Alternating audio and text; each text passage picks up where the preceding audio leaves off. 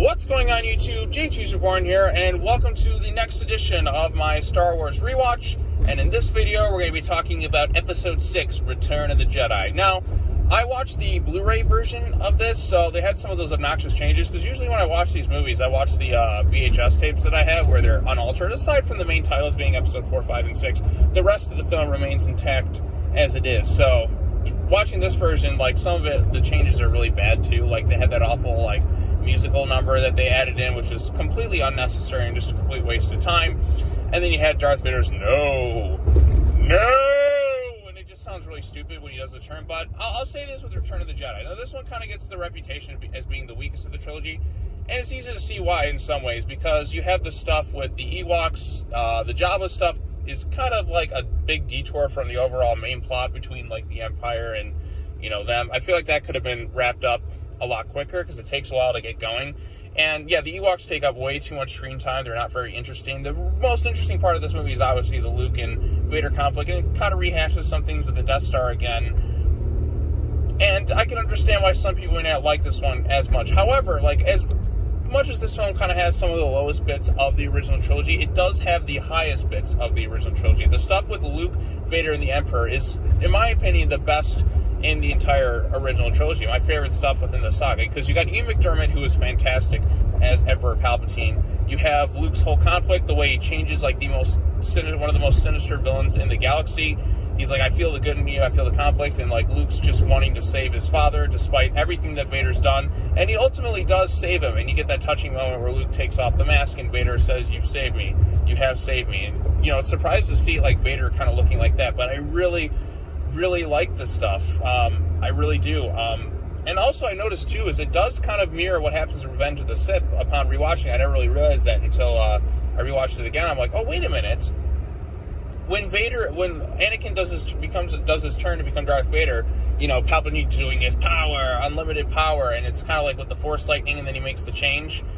And then this one, when Palpatine's doing the lightning on Luke, he makes the change back to the light side. So that lightning signifies, I guess, change with Palpatine. So yeah, that's kind of a neat little thing I noticed. But yeah, like I said, there's some things that, you know, don't quite work as well. Like when we find out that Leia is Luke's sister, it definitely does feel tacked on. I don't know if this is true or not. I don't know off the top of my head all the history of the movies and such, but I think the case was they were going to go out and find Luke's actual sister, but they didn't really have the time. They kind of just like, whatever, we'll just make it Leia.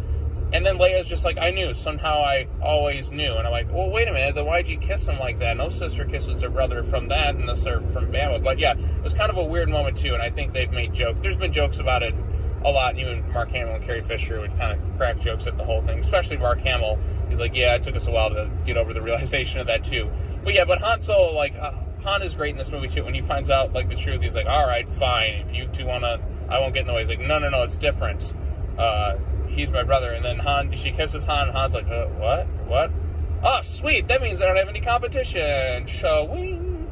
That's great stuff. Like, Han and Leia are one of the best couples in movie history. They have such great chemistry and banter, and it's just kind of fun to see. Leia's awesome, Han's awesome, Luke's awesome, the Emperor's awesome, Vader's awesome, obviously. But like I said, like, the high points of this movie, I love the green lightsaber. I like it more than the blue. There's just some cool stuff there. Like, my favorite shots in, like, the whole trilogy are when you see the camera kind of panning to the side, and you see the battle, and then, like, you know, Luke. My favorite Luke character moment is when he's just like, I'll never turn to the dark side. I am a Jedi, like my father. And I'm like, wow, that's such a powerful moment, which makes The Last Jedi even shittier. Oh, sorry, we'll talk about Last Jedi in a little bit, how it just completely dumps on Luke Skywalker in general. But yeah, I really like the stuff here with Luke and the Emperor. I think it's really powerful, really moving too, just some of the stuff that happens in this movie.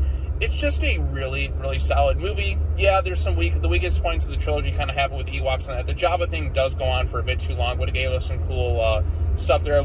Seeing Luke with the green lightsaber, seeing them rescue Han is neat, and seeing Leia in that outfit. Obviously, a lot of people have seen that and done things in response to that outfit, which even Carrie Fisher jokes about, which was pretty cool because Carrie Fisher was pretty awesome. But and she looks great in it. Just got to point that out upon my rewatching. I'm like, whoa. When I was younger, that was like one of my first movie crushes. Like, whoa. So yeah, I just want to add that in. Just saying. yeah, there's some great stuff in this one. Some of it definitely does drag a bit at times. Like I said, the Ewok stuff is kind of dumb. But the stuff with Luke, the Emperor, and Vader is so good that it kind of makes other things. Oh, another thing, too, about this special, they added Hayden Christensen in for whatever reason. I get that, but it's kind of insulting to the other actor.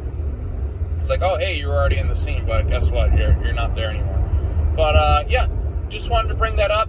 Return of the Jedi isn't my favorite of the trilogy. Upon rewatching it, I wouldn't say it is. It has my favorite moments in the trilogy, but it's not the strongest overall movie. I'd argue Empire or New Hope is the stronger of the three. Probably Empire in some ways, but then again, New Hope has some things I like over Empire. It's weird because like there's things in each movie that I kind of like over the other. It's kind of hard for me to pick like a personal favorite Star Wars movie. I kind of just merged the original trilogy together because they're all so closely intertwined with one another, and they all have their pros and cons with each film. But yeah, so like I said, there's stuff with each movie I kind of like. But overall consensus, it was nice going back and rewatching Return of the Jedi. I haven't seen it in a few years, but I am very pleased with the overall final product. And, yeah, I guess the next video I'm going to be talking about Force Awakens, and I'll get some thoughts out there on that one. Last Jedi I have like an hour video on, like I made like a few years ago when that came out. But, yeah, we'll be talking about that one soon. So, anyways, what are your thoughts on Return of the Jedi? Is your favorite, least favorite of the trilogy? Let me know in the comment section down below. Hit the bell for notifications, subscribe to the YouTube channel. Come back in the next video as we talk about Star Wars Episode 7, The Force Awakens. All right, thanks for watching. Take care now. Bye-bye.